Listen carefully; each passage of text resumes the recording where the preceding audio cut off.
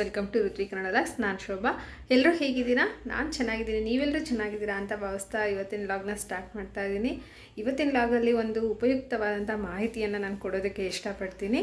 ಇದು ಒಂದು 5 ಮಿನಿಟ್ಸ್ ಒಳಗಡೆ ಇರುತ್ತೆ ಈ ವಿಡಿಯೋ. ನೋಡಿ ಒಂದ್ಸರಿ ಮಿಸ್ ಮಾಡ್ದೇನೆ. ಈಗಾಗಲೇ ನಿಮಗೆ ಗೊತ್ತಾಗಿರುತ್ತೆ, ನಾನು ತಮ್ಮನೇಲಿ ನೋಡಿಬಿಟ್ಟೆನೆ.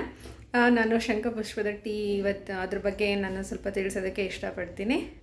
ಹಾಗೆ ಯಾರೆಲ್ಲ ನನ್ನ ಚಾನಲ್ನ ಹೊಸದಾಗಿ ನೋಡ್ತಾ ಇದ್ದೀರೋ ಸಬ್ಸ್ಕ್ರೈಬ್ ಮಾಡ್ಕೊಳ್ಳಿ, ಪಕ್ಕದಲ್ಲಿರೋಂಥ ಬೆಲ್ಲೈಕನನ್ನು ಪ್ರೆಸ್ ಮಾಡಿ. ನೀವು ಈ ರೀತಿ ಮಾಡೋದ್ರಿಂದ ನಾನು ಯಾವುದೇ ವಿಡಿಯೋ ಅಪ್ಲೋಡ್ ಮಾಡಲಿ ಫಸ್ಟ್ ನೋಟಿಫಿಕೇಷನ್ ನಿಮಗೆ ಬರುತ್ತೆ. ಹಾಗಾಗಿ ಬನ್ನಿ ಶಂಖಪುಷ್ಪ ಟೀಯನ್ನು ಹೇಗೆ ಮಾಡೋದಂತ ನೋಡೋಣ. ಇವತ್ತು ನಮ್ಮ ಗಾರ್ಡನಲ್ಲಿ ಎರಡು ಶಂಖಪುಷ್ಪ ಬಿಟ್ಟಿದ್ದು.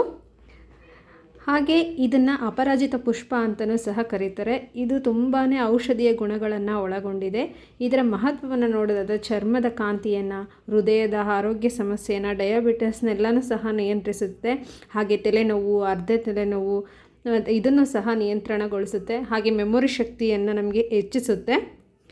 ನೋಡಿ, ನಾನಿಲ್ಲಿ ಮೊದಲಿಗೆ ಟೀ ಪಾತ್ರೆಯನ್ನು ತೊಗೊಂಡ್ಬಿಟ್ಟು 1 ಗ್ಲಾಸ್ ನೀರನ್ನು ಹಾಕ್ಕೊಂಡಿದ್ದೀನಿ.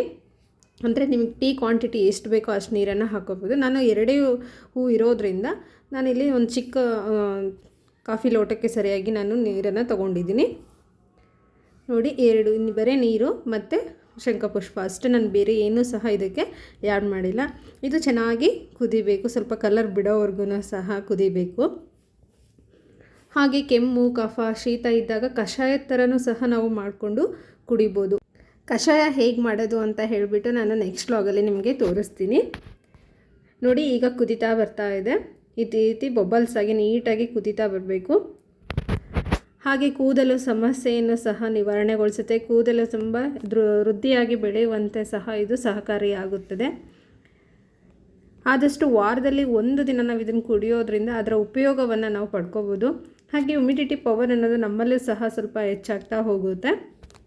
ನೋಡಿ, ಇವಾಗ ಕಲರ್ ಬಿಡ್ತಾ ಇದೆ ಸ್ವಲ್ಪನೇ. ಆ ಹೂವನ್ನು ನೀವು ಗಮನಿಸ್ಬೋದು ಎಷ್ಟು ಚೆನ್ನಾಗಿ ಕಲರ್ ಬಿಡ್ತಾ ಇದೆ ಅಂತ ಹೇಳಿಬಿಟ್ಟು. ನೋಡಿ, ಮನೇಲಿ 1 ಶಂಖಪುಷ್ಪದ ಗಿಡ ಇದ್ದರೆ ಎಷ್ಟೆಲ್ಲ ಆರೋಗ್ಯದ ಪ್ರಯೋಜನಗಳು ಇವೆ ಅಂತ ನೀವೇ ಗಮನಿಸ್ಬೋದು.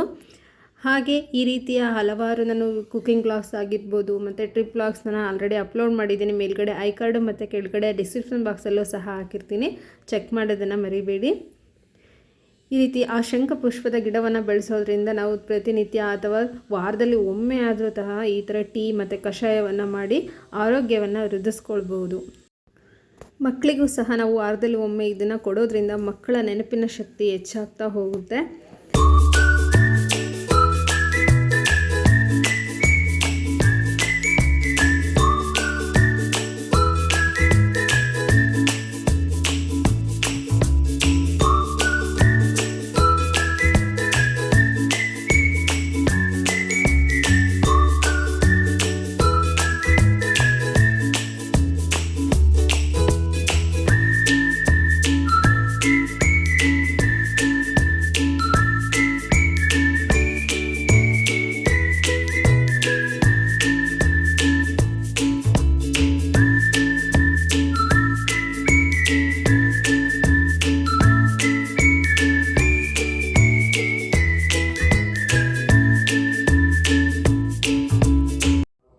ಒಂದು ಚಿಕ್ಕ ಸ್ಲೈಸಷ್ಟು ನಿಂಬೆಹಣ್ಣನ್ನು ತೊಗೊಂಡಿದ್ದೀನಿ.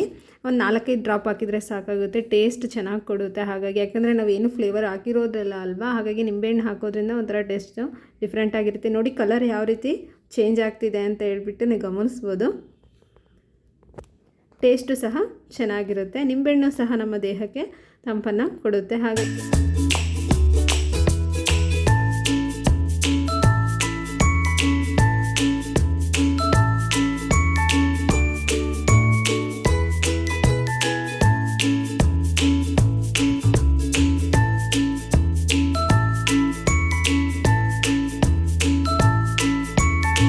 ಅಲ್ವಾ ಫ್ರೆಂಡ್ಸ್, ಶಂಖದ ಪುಷ್ಪ ಟೀಯನ್ನು ಯಾವ ರೀತಿ ತುಂಬಾ ಈಸಿಯಾಗಿ ಮಾಡ್ಕೋಬೋದು ಅಂತ ಹೇಳಿಬಿಟ್ಟು. ಈ ವಿಡಿಯೋ ನಿಮಗೆ ಇಷ್ಟ ಆಗಿದ್ದರೆ ಲೈಕ್ ಮಾಡಿ ಮತ್ತು ಶೇರ್ ಮಾಡಿ, ಕಮೆಂಟ್ ಮಾಡಿ. Thank you for watching and bye.